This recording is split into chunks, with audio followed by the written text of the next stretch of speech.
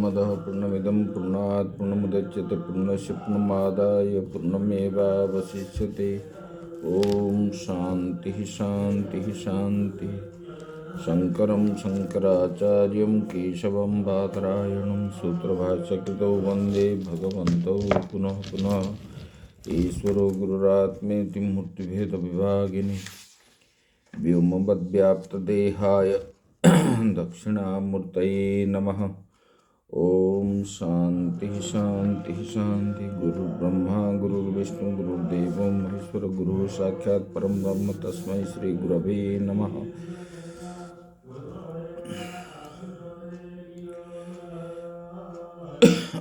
परम ब्रह्म परमात्मा के श्री चरणों में सत सत नमन। आत्मस्वरूप भक्त वृंद भक्तमयी माताएं, तो कल तक हम श्रवण कर रहे थे बंधन कैसे होता है, मुक्त कैसे होता है। आज बता रहे हैं सत्संग की महिमा। भगवान ने बोले कि हे उद्धव जी, तूने मैं योग सांख्य धर्म स्वाध्याय तपस्या त्याग इष्टापूर्त दक्षिणा व्रत यज्ञ छंद तीर्थ नियम जम आदि से ये सब करने वाले के बस में मैं नहीं होता। बोले कि मुझे बस में करने वाला बोले जो होता है, बोले वो क्या है? बोले कि सर्वसंगापहो हिमाम यथा वरुंधे सत्संग सर्वसंग संगापहो हिमाम। बोले कि केवल सत्संग है, यथा वरुंधे सत्संग। बोले कि सत्संग संसार की सभी आसक्तियों का छुड़ा देता है।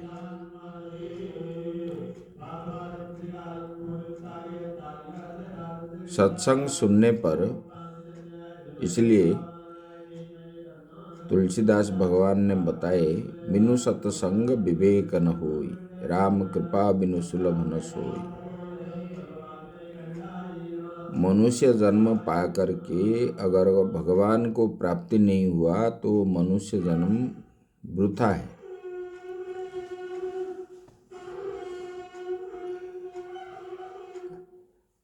और मनुष्य जन्म वृथा, भगवान को कैसे प्राप्त होंगे? तो बोले कि सत्संग के माध्यम से।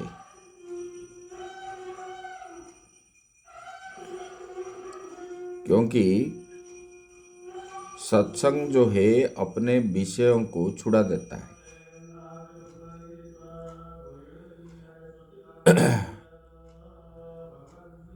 और विषय जब छूट जाता है, इच्छाएं आदि नहीं होती, वासना मिट जाती, उसके बाद अपना साक्षात होता है, स्वयं अपने आप को जानता है। तो ये सत्संग विषय को छुड़ाता है। जैसे दवाई के द्वारा रोग निवृत्त होता है, इसी प्रकार संशय के द्वारा हमारा विषय जो है निवृत्ति हो जाता है। जीव को सत्संग के द्वारा निवृत्ति मार्ग से सत्संग निकाल करके, प्रवृत्ति मार्ग से निकाल करके निवृत्ति मार्ग में प्रवेश कराता है। तब जो है सारे इच्छाएं अपने आप मिट जाती है। बोले कि सत्संग जो सुनाते हैं वो साधु है। साधु का स्वभाव क्या है? बोले कि मीठा है, बालक समान।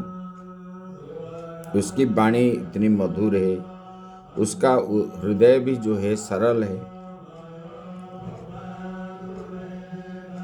बोले कि जो उसके संपर्क में आ जाता है वो उसी का हो जाता है।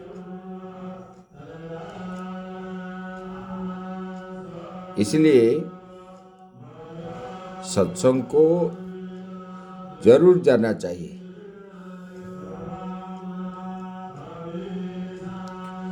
शास्त्र में बताया गया, स्वाध्याय प्रवचन न प्रमादितव्यम, नित्य पाठ पढ़ना और उस सत्संग जाना में प्रमाद नहीं करनी चाहिए।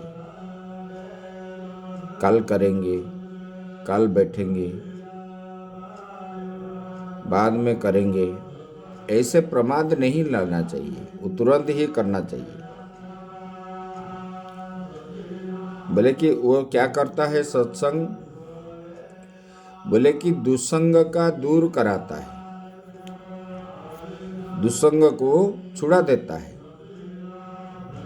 जो मन में इच्छाएं आदि होती है, ये खाना है, ये पीना है, ऐसे रहना है, ऐसे आयस करना है, ऐसे भोग भोगना है, ये इच्छाओं को वो दूर करा देता है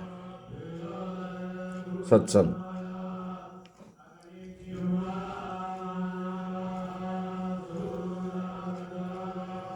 बोले कि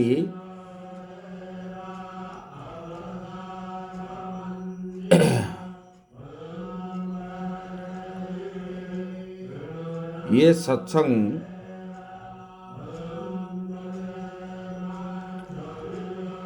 किसी किसी को छुड़ाया है। बोले कि दैत्य, राक्षस, मृग, खग, गंधर्व, अप्सरा, विद्याधर और मनुष्य, ये सब तर चुके हैं सत्संग के माध्यम से। बोले कि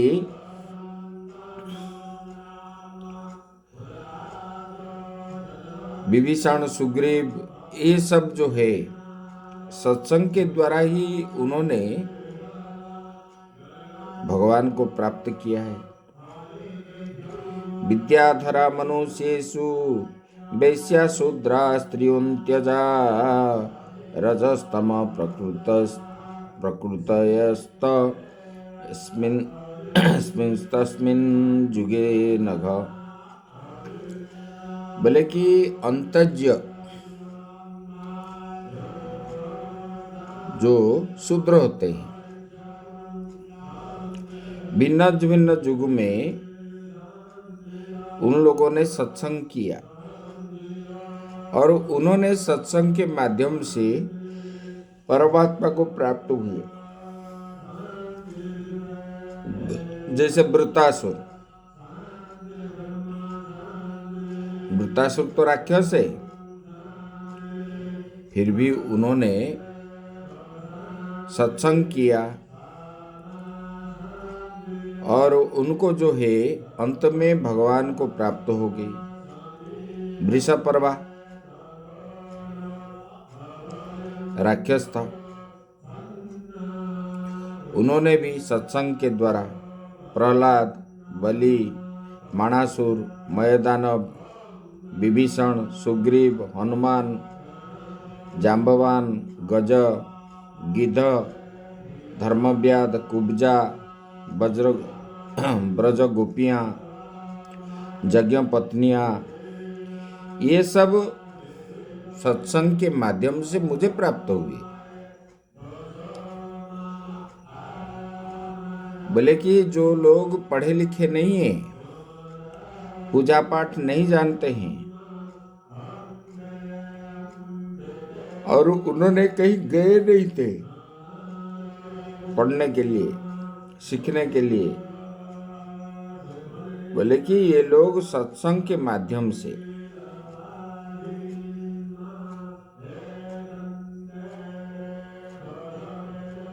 मुझे ही प्राप्त हुए।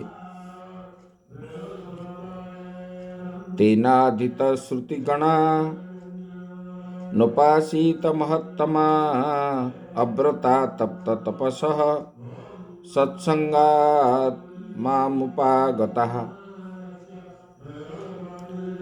बोले कि इन लोगों ने ना अध्ययन किया, उनको तो सत्संग मिला। बोले कि सत्संग में सब शास्त्र का सार मिल जाता है। शास्त्रों के पढ़ने से हृदय में साक्षात अपरोक्ष निरावृत्ति नहीं होती, उसका निराकरण जो है 5 मिनट के सत्संग में हो जाता है। बोले कि देखो, गाय, खग, नाग, मृग, ये पशु पक्षी आदि सरीसृप जोनि में भी, बोले कि ये लोग भी मुझे प्राप्त किए हैं। जो वस्तु सांख्य, दान, व्रत, तप, स्वाध्याय से बहुत यत्न करने पर भी नहीं मिलती। बड़े बड़े विद्वान हैं, ज्ञानी है, बहुत पढ़ाई किए, वो मुझे प्राप्त नहीं किए। दीर्घ दिन तक 12 साल, 14 साल, 15 साल, जुग जुग लेके 100 साल व्रत भी किए, उन्होंने भी नहीं किया। बोले कि देखो, जोगी जन जो है कितने जन्म तक तप कर रहे हैं, फिर भी मुझे प्राप्त नहीं होते, लेकिन भक्त जो है सत्संग करके मुझे प्राप्त हुए। भगवान ने बोले, मैं जब ब्रज से अक्रूर के साथ बलराम जी से मथुरा चला गया, तब जो है गोपियों ने व्याकुल हो गए। उन्होंने मेरे साथ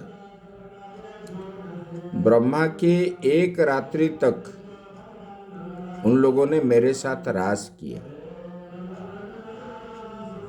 और उन्होंने इतने बड़े रात्रि को उन लोगों ने क्षण भर जैसे उनको लगा। लेकिन मैं चली जाने के बाद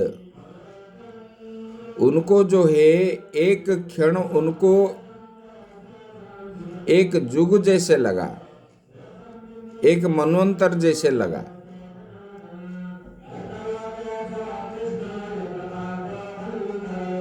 बोले कि उन्होंने व्याकुल हो गए, क्षण भर के समान व्यतीत की थी जिस रात्रि को रास में, उनको जो है मैं मथुरा जाने के बाद एक क्षण को उन्होंने एक कल्प के समान लगने लगे, क्योंकि उन लोगों का मन भगवान में ऐसे लगा, तो उन्होंने सब कुछ भुला दिए, अपना घर छोड़े, परिवार छोड़े, सब कुछ त्याग दिए। धन संपत्ति किसी में भी उनका मन नहीं है। उनका तो मन जो है स्वयं परम ब्रह्म परमात्मा भगवान श्री कृष्ण के अतिरिक्त और किसी में उनका मन नहीं था।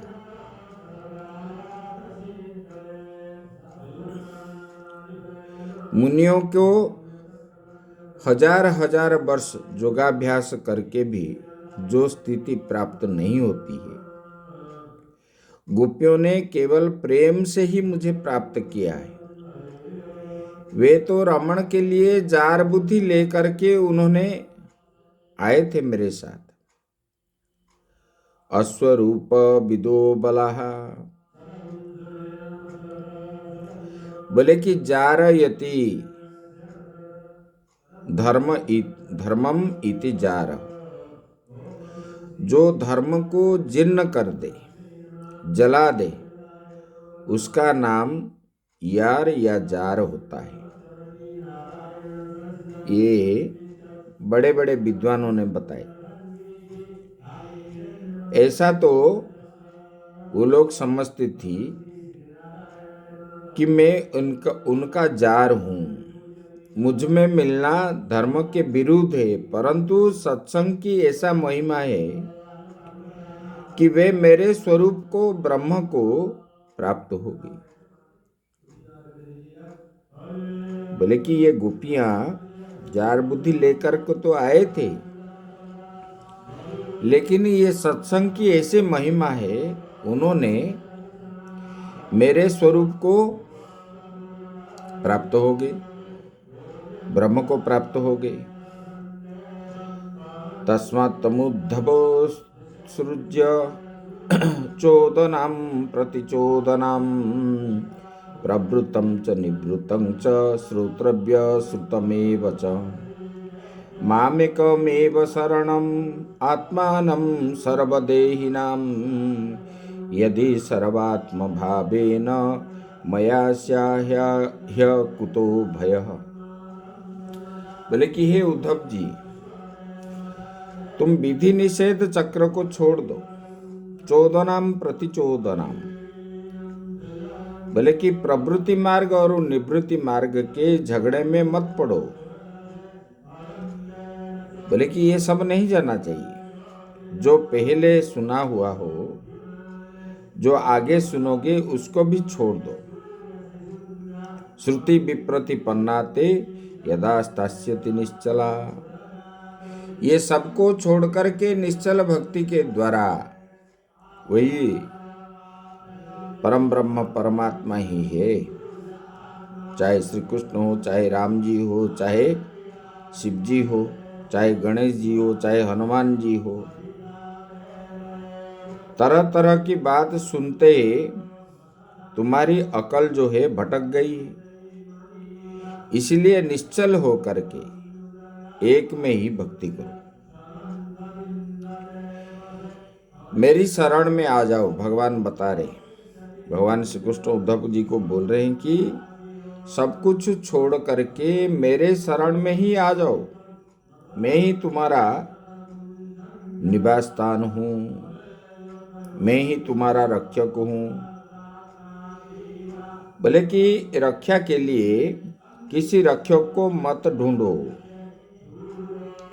रहने के लिए कोई मठ मंदिर मत ढूंढो, घर द्वार मत ढूंढो। मामेकम शरणम, मेरे शरण में आ जाओ। भगवान बता रहे, जब सब कुछ त्याग करके भगवान के शरण में आ जाता है, उसको कोई भी चीज अभाव नहीं रहता। एक बार उत्तरांचल में किसी गांव में एक पंडित और पंडितानी रहते थे। पंडित जी बड़े धार्मिक थे और उन्होंने पंडितानी को बोले, मैं जा रहा हूं घर छोड़ के। पंडितानी बोलने लगी कि आप जाओगे तो मैं यहां रह के क्या करूं, मैं भी साथ में जाऊं। और पंडित जी बोले, अगर मेरे साथ जाना है तो आपको सब कुछ छोड़ के जाना पड़ेगा। एक वस्त्र में ही, वस्त्र भी लेना नहीं है, जो वस्त्र पहनोगे उसी वस्त्र में ही जाना चाहिए, कुछ भी नहीं। ना मैं नहीं लूंगी। तो बोले फिर चलो। बोले और वहां जा करके मुझे कुछ मांगना नहीं कि कुछ बोलना नहीं, इच्छा मत करना ना। नहीं, पंडित जी के सब शर्त पर राजी हो गए और पंडित जी के साथ पंडित पंडितानी निकल पड़े, गंगा के किनारे गए और वहां पर पंडित जी जो है अपना संध्या तर्पण आदि शुरू कर दी। तो वहां पर दोनों गंगा किनारे निवास किए, खुले आकाश के नीचे, और वहीं लेट जाते थे, वहीं स्नान करते थे, वहीं संध्या वंदन करते थे। ऐसे 7 दिन हो गया, 5-7 दिन हो गया, उनको भोजन नहीं मिला। पंडित जी सोचने लगे, बोले कि ये तो व्यतिक्रम नहीं होगा।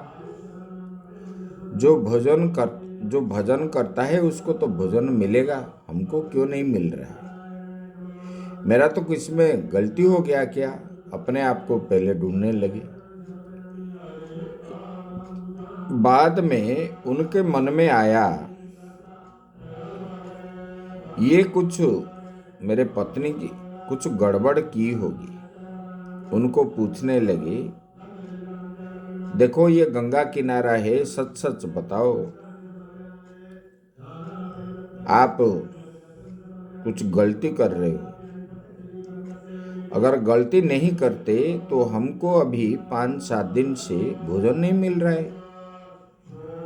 भगवान के संसार में ऐसा तो होगा ही नहीं।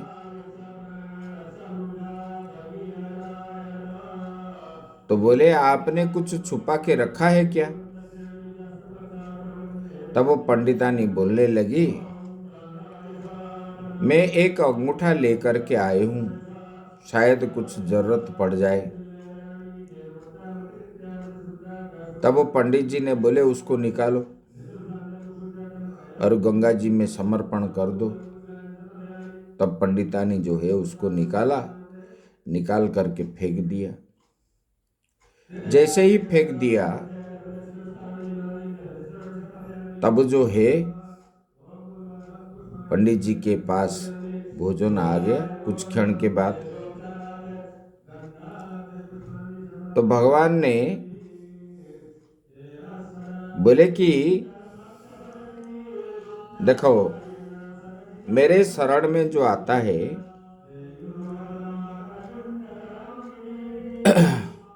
मैं उसका सब कुछ, मामेकम शरणम, मामेक एव शरणम, मेरे ही शरण में आओ और किसी के शरण में मत जाओ। क्योंकि जहां जाने से कुछ मिलता है तो वहीं जाने से मिलेगा, जहां नहीं मिलता है उनके घर जाओगे तो क्या मिलेगा? भिखारी को भीख मांगोगे तो वो कहां से देगा? तो बोले कि जो सर्वाधार है, जिसमें सब रह रहे हैं, उसी में तुम भी रहो। उसी परमात्मा सबका आधार है और सब उसी में ही रहते हैं, उनके अंदर ही। अर्जुन को विश्व रूप में भगवान ने दिखाया था और सबका व्यवस्था करने वाले वही है और आपका भी करेगा। देखो, ब्रह्मा जी ने भी इतने साल तपस्या किए, जब सृष्टि प्रारंभ हुई तब भगवान ने जब उनको ध्यान कर रहे थे, उसी में दर्शन दिए, तो ब्रह्मा जी ने उसी परमात्मा के अंदर ही जैसे दर्शन किए तो सब याद हो गया। उसी परमात्मा के शरीर से ही समिधा लाए, घृत भी लाए, मंत्र भी लाए, वहीं हवन भी किए। बोले कि देखो, इनके शरण में जो आता है और सबका आधार स्वरूप है, सबको आश्रय देने वाला वही परमात्मा है। बोले कि उन्हीं के शरण में आने से जीव को शांति मिलती है। बोले कि आपका क्यों नहीं करेगा? जब सबका वो करते हैं, आपका भी करेंगे। आत्मानम सर्वदेहिनाम, भगवान ने बोले मैं तो सबके शरीर के अंदर आत्मा के रूप में मैं बैठा हूं। बोले कि इसलिए सर्वात्म भाव से मेरे पास आ जाओ, मेरे ओर से निर्भय हो करके निर्भय हो जाओ। भगवान ने ऐसे बोले। उद्धव जी ने कहा कि महाराज, आप तो चले थे मुझे उपदेश करने और कहने लगे कि यह भ्रम छोड़ दो, विधि छोड़ दो, प्रवृत्ति निवृत्ति छोड़ दो और वेद शास्त्र आदि छोड़ दो। इसमें तो आप मुझे और भी संशय में डाल दिया। कृपया आप साफ साफ बताइए मैं क्या करूं। इस पर भगवान बताते, स एष जीवो विवर प्रसूति प्राणेन घोषेण गुहां प्रविष्ट। बोले कि यहाँ भगवान ने जो जीव शब्द का अर्थ बताते हैं, वो जीव शब्द का अर्थ ईश्वर ही है। जीवयति इति जीवः, जो सबको जीवन दान दे उसका नाम जीव है। इसी तरह गीता में ईश्वर शब्द का प्रयोग कर जीव के अर्थ में हुआ है। शरीरम यद्वाप्नोति यच्चाप्युत्कामतीश्वर गृहीत्वैतानि संयाति वायुर्गंधा निवासयात्। बोले कि ऐसे जीव शब्द का ईश्वर के रूप में वर्णन हुआ है। जो परमार्थतः वस्तु है उससे समझना चाहिए, झगड़ा नहीं करनी चाहिए, जुक्ति नहीं करनी चाहिए। भगवान कहते हैं, बोले कि ये माया से प्रपंच के रूप में भास रहा है। आपको ये जो माया है, विभिन्न प्रकार प्रपंच आपके सामने दिखाई पड़ता है और अविद्या से युक्त होकर के जीव क्या मानता है, मैं करता हूं, मैं भोगता हूं। और कर्ता भोक्ता मानने से उसे विधि निषेध का अधिकार हो गया है। उसी अवस्था में शास्त्र कहता है चित्त शुद्धि के लिए कर्म करना जरूरी है। जीव ईश्वर है, लेकिन ये जीव भाव कैसे होता है? जब वो मानता है कि मैं करता हूं, मैं भोगता हूं,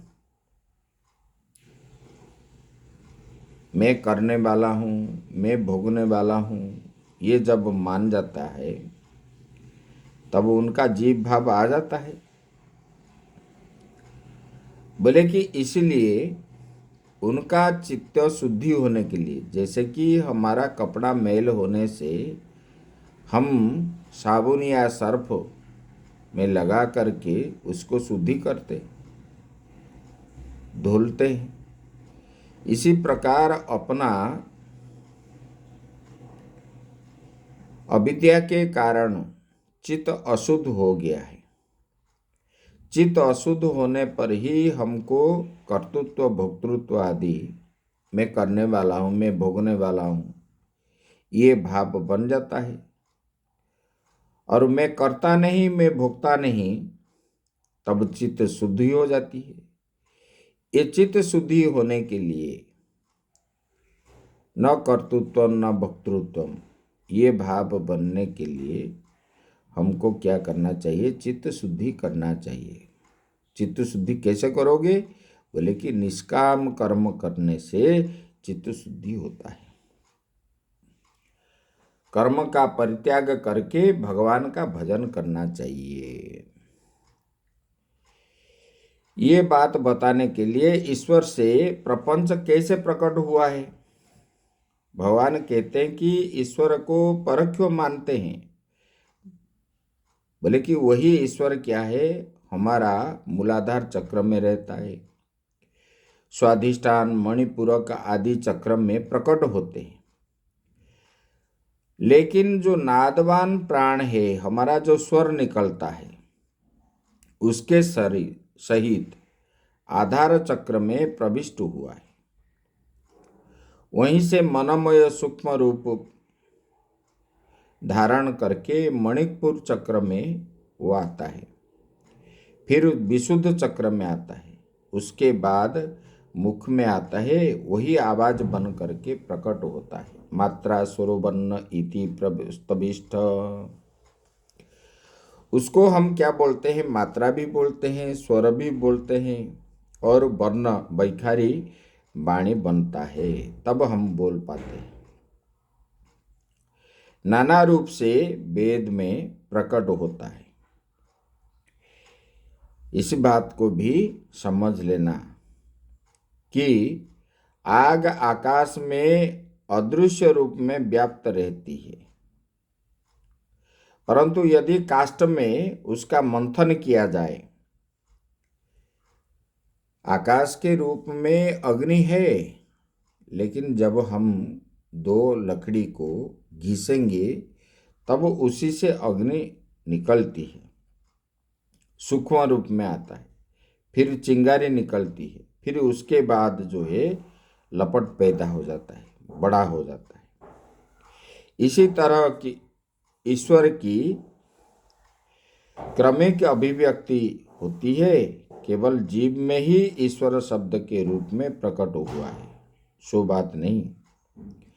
बोले कि वह सभी इंद्रियों में प्रकट है, वाणी में, हाथों में, पाद में, गुदा में, ये सब में परमात्मा ही प्रकट हुए हैं। शरीर के प्रत्येक अंग में, प्रत्येक इंद्रिय में वो है। बोले कि इस परमात्मा पहले एक था, उसके बाद त्रिगुण के रूप में हुए, फिर जो है अनेक रूपों में प्रकट हुए। एको हम बहुश्यामः, जैसे बीज पहले था, पहले बीज ही था, उसके बाद फिर अंकुर हुआ, उसके बाद अनेक रूप में जैसे प्रकट होता है, इसे वैसे ही परमात्मा जो है संसार वृक्ष के रूप में प्रकट हुए। पाप और पुण्य जो है इसके दो फल है, बीज है। बोले कि अपरिमित वासनाएं, परिमित नहीं अपरिमित, कितने इच्छा हैं आपके पास? बोले कि इसका मूल है जो तीनों गुण है, सत्व रज तम, ये शरीर का ये अंकुर है। और जो पंच महाभूत है, पृथ्वी जल तेज वायु के द्वारा ही ये शरीर उत्पन्न हुआ है। बोले कि ये स्कंद है। शरीर आदि जो है विषय उत्पत्ति है, ये शरीर से ही विषय उत्पत्ति है। और 11 इंद्रियां जो है इनका शाखा है उस पर, और उसी वृक्ष में रहने वाले जो है जीव और ईश्वर है। बोले कि इसके अंदर पक्षी के रूप में वर्णन किया गया है, एक ईश्वर है, एक जीव है। बोले कि इसका दो फल जो है सुख और दुख है। जीव जो है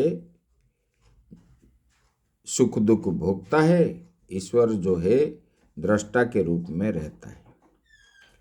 जो संसार वृक्ष को मैं मेरा मानकर गृहस्थ हो गया, उसको तो दुख मिलता है। उसमें मैं मेरा छोड़ करके जब साधु हो गया, उसको सुखी ही सुखी प्राप्त होता है। बोले कि इसी प्रकार एक ही ईश्वर माया के द्वारा अनेक रूप में हो गया है।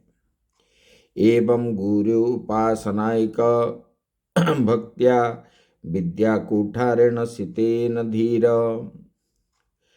बोले कि इसलिए इसको जानने के लिए